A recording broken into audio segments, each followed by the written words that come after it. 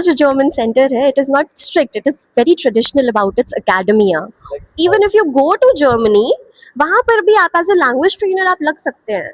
So hi guys, welcome back to my new video. तो कैसे हैं आप लोग, कमेंट जरूर बताना. तो जैसा कि मैंने बोला था कि मैं लैंग्वेज की सीरीज लेके आऊँगा, तो आज की जो लैंग्वेज है वो है रहेगी जर्मन. तो मेरे साथ मेरी एक जर्मन की सीनियर है. तो हेलो एवरीवन, मेरा नाम वंदिता सिंह है और मैंने अपनी मास्टर्स जवाहरलाल नेहरू यूनिवर्सिटी से कंप्लीट करी है इन जर्मन लिटरेचर. सो वंदिता, मेरा फर्स्ट क्वेश्चन आपसे ये रहेगा कि आपने जेएनयू ही क्यों चूज़ किया अपनी जर्मन के लिए, या फिर आपने जर्मन क्यों चूज़ करी बेसिकली? जर्मन चुनने का रीज़न ये था क्योंकि जर्मनी जो है वो यूरोप की सबसे बड़ी इकोनॉमी मानी जाती है. उसके अलावा वहाँ का लिटरेचर, वहाँ का business culture as well as वहाँ का research is very rich. And JNU का SL, that is the school of language literature and culture studies, वो पूरे देश में जाना माना है. It is like one of the best centres, it has one of the best language facilities. तो यहाँ से लैंग्वेज करना वाज एन ऑब्वियस चॉइस, क्योंकि यहाँ पे लैंग्वेज सिर्फ लैंग्वेज की तरह नहीं पढ़ाई जाती है. यहाँ पे लैंग्वेज की हिस्ट्री, उसकी कल्चर, उस जगह का कल्चर, ये सब चीज़ों को इन्वॉल्व करके पढ़ाया जाता है. मतलब बेसिकली आपको जेएनयू अच्छा आना था. मतलब आपने बैचलर्स कहाँ से की थी अपनी basically? Okay, so I completed my bachelor's from Central University of Gujarat. My bachelor's was in German studies itself, so the course name was Bachelor's in German Studies. वो complete करने के बाद में I had the opportunity to move to a new university or continue my masters in the very same university. तो मैंने सोचा क्यों ना कुछ नया ट्राई करते हैं. अभी एक यूनिवर्सिटी में 3 साल काफ़ी हो गया. आफ्टर दैट JNU में आने के लिए I had to take my CUET PG examination. तो मैंने अपनी CUET PG एग्जामिनेशन की तैयारी करी फॉर मास्टर्स, और उसका syllabus is completely like the same as जो आप अपने बैचलर्स में पढ़ते हैं. पूरा सिलेबस सेम होता है, exactly all over German. Paper basically 2 parts में डिवाइडेड होता है. During my time it was divided in 2 parts. First part was like the general paper, जिसमें आपका maths, reasoning, English and GK ये सब पूछा जाएगा. Exactly CUET UG. बट उसमें एक सेकेंड पेपर भी होता है which is totally focused on German, जिसमें जर्मन की ग्रामर, उसकी हिस्ट्री और उसके अलावा वहाँ का कल्चर, लिंग्विस्टिक्स, ट्रांसलेशन थ्योरीज, ये सब चीज़ें बहुत बेसिक फॉर्म में पूछी जाती है. बेसिकली आपको जो सब बैचलर्स में पढ़ाया जाता है वो सब पूछा जाता है. ओके, सो अगर आप bachelors in German studies complete कर रहे हैं तो ऐसा माना जाता है कि आपकी जर्मन लैंग्वेजेस B1.2 लेवल की होती है. That is what is understood. तो B1 B2 तक की लेवल की आपकी अगर जर्मन है तो बहुत आराम से अपना CUET PG का पेपर दे सकते हैं. Even if it is B1 तो आप बहुत आराम से दे सकते हैं. With enough practice you can give it. End of course literature is must for the paper. So, like my second question is German difficult for beginners or not? Like when I first came to JNU, I find it a little difficult for me.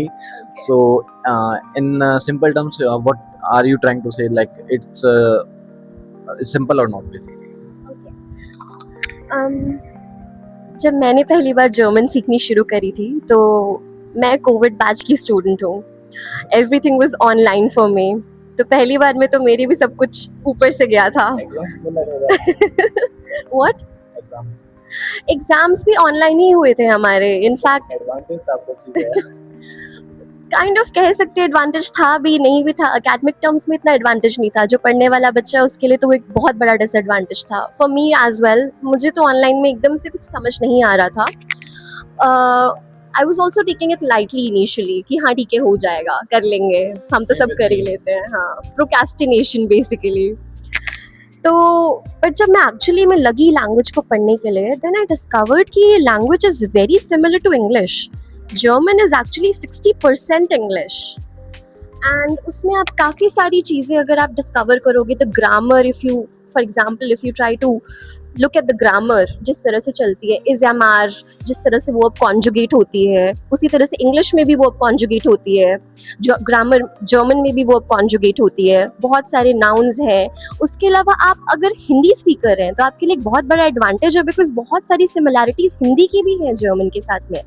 For example जिस तरह से हम हर एक चीज़ का gender बोलते हैं, कुर्सी रखी है, उस तरह से जर्मन में भी हर एक चीज़ के जेंडर होते हैं। Most difficult part of German के हिसाब से The articles, there, die, yeah. that's true, that's true.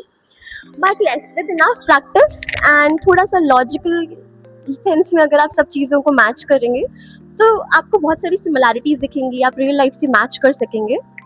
तो किसी भी चीज़ को सीखना स्टार्टिंग में चैलेंजिंग होता है, but yes with enough practice you are going to love the language.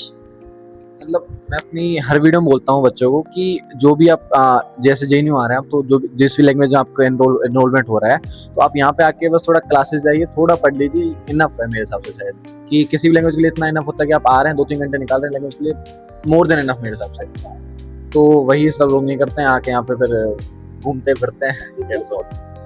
So Vandita, my next question is what is the reality of studying German in JNU? Okay. So once you get enrolled here, either in the bachelor's program or in the master's program or even in the PhD program here in the German Center, तो आपको यहाँ पर सिर्फ language नहीं सिखाई जाती in the bachelors, और masters में भी सिर्फ आपको लैंग्वेज के ऊपर फोकस नहीं है, बल्कि आपको और भी बहुत सारी चीज़ें सिखाई जाएंगी, जैसे कि media theories, culture studies, apart from that translations as well, and और भी आपको बहुत सारे ऑप्शनल कोर्सेज भी दिए जाते हैं। So you are not just limited to German, you are also exploring a lot of subject areas. मतलब अच्छा है बेसिकली कि आप एक सिर्फ लैंग्वेज नहीं पढ़ रहे हैं, उसके आसपास का कल्चर एंड ऑल सब पढ़ रहे हैं। So my next question is कि जर्मन जो सेंटर है बेसिकली हमारा, तो मेरे हिसाब से थोड़ा हार्ड, थोड़ा स्ट्रिक्ट है सेंटर। आपको क्या लगता है कि ये सच में स्ट्रिक्ट है या नहीं, और प्रोफेसर कैसे हैं? प्रोफेसर अच्छे हैं मेरे हिसाब से, आपका क्या opinion? I wouldn't use the word strict, I would use the word traditional.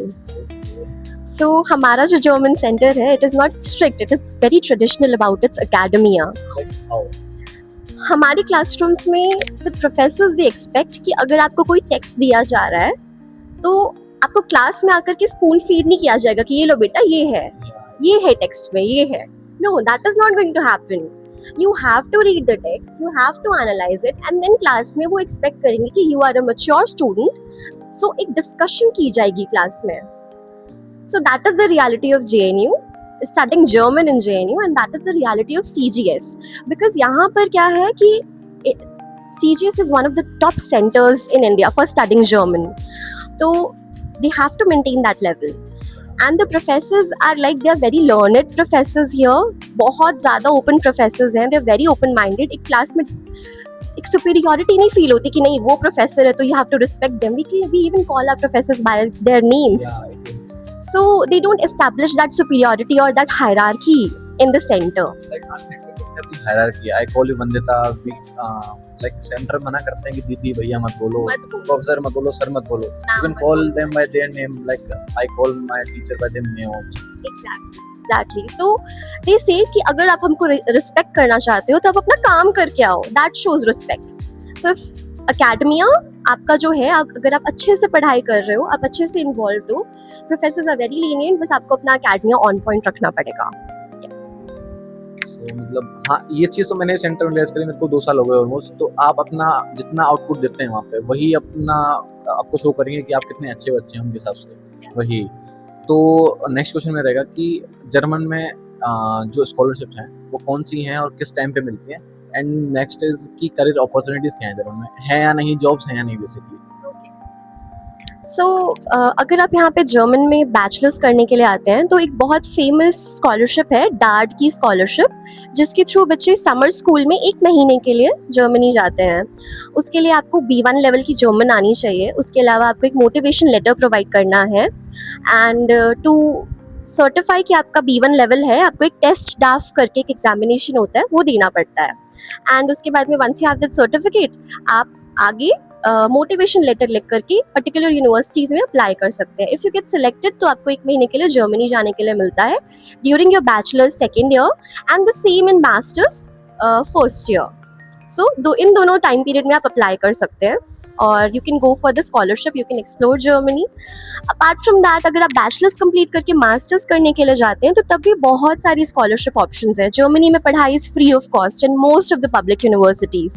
सो अपने सिर्फ लिविंग एक्सपेंस और खाने पीने के expense and your health insurance, travel tickets, ये सब भी जो जर्मनी में कवर किया जाता है through a lot of scholarships. For example the Heinrich Böll scholarship, the cast scholarship. उसके अलावा भी बहुत सारी स्टिपेंड्स हैं जो आप डार्ट की ऑफिशियल वेबसाइट पर एक्सप्लोर कर सकते हैं according to your course.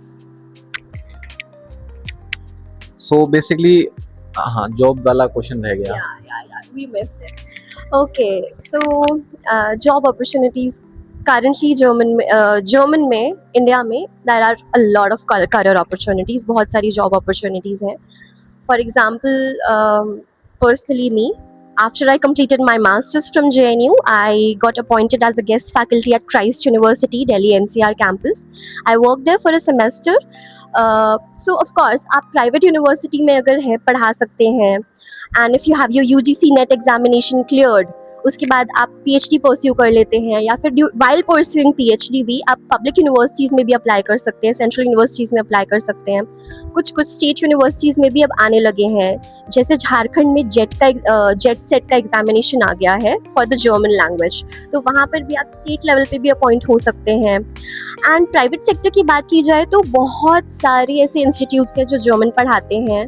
For example Eduflair है, मैजिक बिलियन है, and there are many institutes like this जहाँ पर आप as a German instructor appoint हो सकते हैं.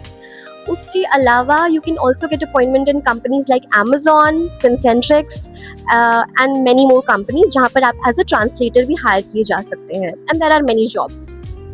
तो जॉब की कमी तो नहीं होगी. ये मतलब ये चीज़ पूरी यूरोपियन लैंग्वेज है, I think French, Spanish, German की यूरोपियन लैंग्वेज में जॉब की कमी नहीं है आई थिंक. तो बट जर्मन सबसे टॉप पे है.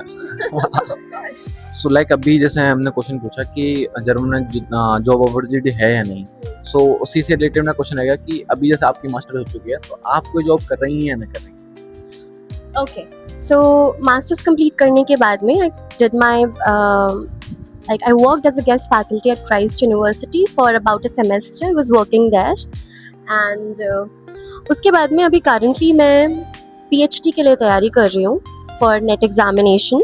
पहले मैं अपना NET का पेपर दूंगी and then I am planning to pursue my PhD. उसके अलावा मैं एक freelance भी पढ़ा रही हूँ German, like German with Vandita. So all of you can also like start up something like that, start up your business and language school खोल सकते हैं जहाँ पर आप भी इस तरह से language पढ़ा सकते हैं. You have your page on Instagram or something? Not yet, but very soon maybe. Then we can collab. Yes. So my next question is, and how much a German student can learn in 3 years? Like language has 4 parts to learn, like reading, listening, I forgot. Reading, listening, speaking, and writing. So what is the hardest part in German to learn? Okay. तो bachelors करने के बाद में students have the level of B1.2. That is what is set. B1.2 level ऐसा बोला जाता है कि इतने लेवल की उनको जर्मन आ गई है. मतलब मोटा मोटा मान लो B1 इतना लैंग्वेज उनको आ जाता है. एंड मास्टर्स कंप्लीट करने के बाद में it is again C1.2 level है. So that is the level of grammar they stand with. अगर बात की जाए कि लैंग्वेज स्किल्स की, LSRW, reading, writing, speaking and listening, इन सब में से सबसे हार्डेस्ट पार्ट कौन सा है, तो for me personally it was the speaking part. That was the most challenging for me. या सो दैट इज बिकॉज कि आप लिखते तो हैं, आप पढ़ते तो हैं, आप सुनते तो हैं, बट आप रिटेन नहीं कर पाते हैं. That is the reason. So अगर आप रिटेन करना शुरू कर देंगे तभी आप बोल पाएंगे. बेसिक जो है वो रिटेन करना आसान होता है तो बेसिक बोल पाते हैं, बट जैसे जैसे वोकैबुलरी बढ़ती है उसको रिटेन करना मुश्किल हो जाता है. तो उसके लिए ज़्यादा से ज़्यादा आप सुने, ऑडियो सुने, पॉडकास्ट सुने, ज़्यादा से ज़्यादा आप लिखें. फ्री राइटिंग मतलब कि देख करके नहीं, कहीं से कॉपी करके लिख रहे हैं, no, not that. Free writing कि अपने दिन के बारे में लिख लिया. एंड इसी तरह से फिर धीरे धीरे बोलना हो जाता है. बोल के बताएंगे आप एक बार? The very basic. Ich heiße Vandita Singh. Ich komme aus Indien. Ich wohne in Neu-Delhi und ich spreche Englisch, Hindi, Punjabi und Deutsch. Meine Hobbys sind Tanzen und Singen. Very good. So my next question is basically कि German लेने के बाद basically जो भी student आते हैं वो अपनी यहाँ पे आने के बाद किसी भी जॉब की प्रिपरेशन कर सकते हैं या फिर किसी और एग्जाम की प्रिपरेशन कर सकते हैं जेएनयू आने के बाद? Well, अगर आप जर्मन डिपार्टमेंट में आ रहे हैं स्पेसिफिकली तो यहाँ पर आपको अकेडमिकली परफॉर्म करके दिखाना पड़ता है अपने सेंटर में. लाइक अगर आप सोचें कि आप यहाँ पे आकर के you will get enough time to prepare for your examinations as well, तो आई वुड से अगर आप अपने आपको टाइम मैनेजमेंट करना आता है तभी आप कर पाएंगे. But otherwise for a student like me, like for example when I was a student, तो मेरे को अपना काम ही बहुत लगता था, तो उसी में मेरा दिन खत्म हो जाता था एंड फिर उसके बाद मुझे सोना होता था. तो for me no, but yes there are students who are very brilliant at managing their time, they can definitely do it. Bachelors में आपको फिर भी इनफ टाइम मिल जाता है to prepare for these things. Kind of. Yes yes. But then again हमारे centre में काफ़ी आउटपुट प्रेजेंटेशंस हो गए, पेपर लिखना हो गया, and then time to time आपके सेशनल्स होते रहते हैं, and then even regularly in the class you have to be interactive with the professor. Class participate में मार्क्स मिलते हैं आपको बेसिकली. मार्क्स मिलते हैं. So Vanita, my next question is कि मतलब जेएनयू आने के बाद बेसिकली मैंने जैसे चाइनीज़ की जो वीडियो बनाई थी उसमें वंशिका ने बोला था कि जेएनयू आने के बाद चाइनीज़ अगर आप लेते हैं तो आपको दो चीज़ों को कंप्रोमाइज़ करना पड़ता है, फन में और स्टडी में. तो जर्मन में ऐसा कुछ है कि आपको कॉलेज लाइफ जो है आपकी, मतलब जेएनयू कोई आ रहा है तो क्यों आ रहा है? कैंपस अच्छा है, कैंपस बड़ा है, कॉलेज लाइफ अपनी एक्सपीरियंस करना है कि अच्छी कॉलेज लाइफ बनेगी. जर्मन में ऐसा है कि थोड़ा बहुत स्ट्रगल करना पड़ेगा कॉलेज लाइफ में कि नहीं? आई थिंक यस, थोड़ा सा तो है, बहुत ज़्यादा नहीं बोलूँगी, बट हाँ देर आर स्टूडेंट्स जिनको सिर्फ मज़े के लिए लैंग्वेज सीखनी है. They are just here because उनको maybe they have some other goals. आ गए यहाँ पर जेएनयू में क्योंकि रूम सस्ता है, पढ़ाई खाना ये सब चीज़ें बहुत फ्री हैं, सब कुछ फ्री मिल रहा है, तो they just enrol in JNU and they start doing some other things. उनके लिए तो उनके पास बहुत टाइम है. But then there comes the students who are really serious about their studies. For them I would say कि it is the same कि आपको अगर आप या तो पढ़ाई चूज कर लो या तो फिर आप फन चूज कर लो. सो दैट वो एक बैलेंस मेंटेन करना बहुत मुश्किल हो जाता है. Of course once in a month you go out with your friends, you have fun, that is fine, but रोज हर हफ्ते party clubbing coming to Delhi, no, that is not happening. मेरे को दिक्कत हुई थी स्टार्टिंग में ऐसी से. सो मतलब ये मेरा पर्सनल आपको एक एडवाइस है कि यहाँ पर आने में थोड़ा सा पढ़ लीजिएगा, बस that's all. So my next question is कि एट द एंड आप क्या कहना चाहेंगे कि जर्मन हार्ड है या नहीं बेसिकली और लैंग्वेज कंपैरिजन में, कि जर्मन कैसी है? स्टार्टिंग से ही अगर आप पढ़ते हैं तो ये आसान लगेगी, आप थोड़ा सा अगर छोड़ देते हैं तो आसान लगेगी या नहीं लगेगी? कितना हार्ड होती है आगे जाके? मुझे तो बहुत मजा आया था जर्मन पढ़ने में, honestly. Yes. And apart from that German का लिटरेचर बहुत रिच है. तो अगर आप एक यूनिवर्सिटी सेटिंग में आकर के आप जर्मन पढ़ने वाले हैं, for example like in JNU और इन सीयूजी और मे be some other university if you are planning to learn German, जहाँ पे आपको लिटरेचर वगैरह भी पढ़ाया जाता है, कल्चर स्टडीज पढ़ाई जाती है और भी बहुत सारी चीज़ें कराई जाती है, तो बहुत मज़ा आता है. जर्मन का लिटरेचर बहुत रिच है, बहुत ज़्यादा रिच है. वहाँ की theories, media studies, culture studies and art history, बहुत कुछ इन जनरल ऑफ यूरोप. बहुत मज़ा आता है पढ़ने में. सो यस, अगर आपका लैंग्वेज पे कमांड अच्छा होता जा रहा है, दैट कम्स थ्रू प्रैक्टिस, तो you are going to love this language in a university setting. Apart from that, if you plan to learn it from youth institute और मे बी कोई और from any other institute setting, तो तब भी the language is fun to learn. So आज का जो मेरा लास्ट क्वेश्चन रहेगा कि जो बच्चे आना चाहते हैं जेएनयू में, आप उनको जर्मन रिकमेंड करेंगी या नहीं? और अगर करती हैं तो कैसे बच्चे करते हैं, क्यों करते हैं उसे? Okay, so tough question. Well, I'm really competitive, तो मेरे को 5 marks पूरे चाहिए. So I'll try. Okay. Of course, then अगर आप कॉर्पोरेट सेटिंग से भी देख रहे हैं लैंग्वेज सीखने के लिए कि आपको आगे जाकर के कॉर्पोरेट में काम करना है, तो again I mentioned it in the very beginning of the video, Germany is like one of the biggest economy of Europe. तो काम बहुत है जर्मन में। इवन if you go to Germany, वहां पर भी आप एज ए लैंग्वेज ट्रेनर आप लग सकते हैं। यस, बिकॉज वहाँ पे इतने इंडियन स्टूडेंट्स हैं कि उनको कई बार वो बिना जर्मन सीखे वहाँ पहुंच जाते हैं। सो दे नीड समवन जो एक वो ब्रिज कर सके, बिकॉज जर्मन्स डायरेक्टली उनको जर्मन पढ़ाएंगे तो वो नहीं पढ़ा पाएंगे इतना efficiently. So they need Indian students with who know German, तो वहाँ पे वो उनको as a language trainer appoint करते हैं। And apart from that you will be shocked to know this, Germany में सबसे ज्यादा कमाने वाले जो लोग हैं, they are not Germans, they are Indians. So it's like, even if you plan to go to Germany, so you have big opportunities waiting for you there. So yes, this is a very nice language to learn. It is going to give you lots of career opportunities. And academia में भी जाना चाहते हैं तो then also there are a lot of options. So yes, I would recommend German for you to learn German. But then again, it depends on you. आपका interest area कौन सी language में ज़्यादा बैठ रहा है, according to your subject areas, according to your intellect and everything. There are some student जो anime देखते हैं, उनको जैपनीज अच्छी लगती है, तो वही इंटरेस्ट की बात है। अगर आपको जिस चीज़ में इंटरेस्ट है, अगर वही नहीं करेंगे तो आप नहीं कर पाएंगे बेसिकली। मैं जब स्टार्टिंग में आया था, मेरा थोड़ा कम इंटरेस्ट था जर्मन में, बट धीरे धीरे पढ़ने लगा तो इंटरेस्ट आने लगा, तो मैं अच्छा करने लगा जर्मन में। तो ये चीज़ होती है, आप कोई भी अगर कुछ काम कर रहे हैं तो इंटरेस्ट से कीजिए, आपको ऑब्वियसली उसका आउटपुट मिलेगा बिल्कुल। तो आज की जो वीडियो रहेगी यहीं तक रहेगी गाइस। अगर आपको कोई भी क्वेश्चंस हैं तो नीचे आप कमेंट में पूछ सकते हैं।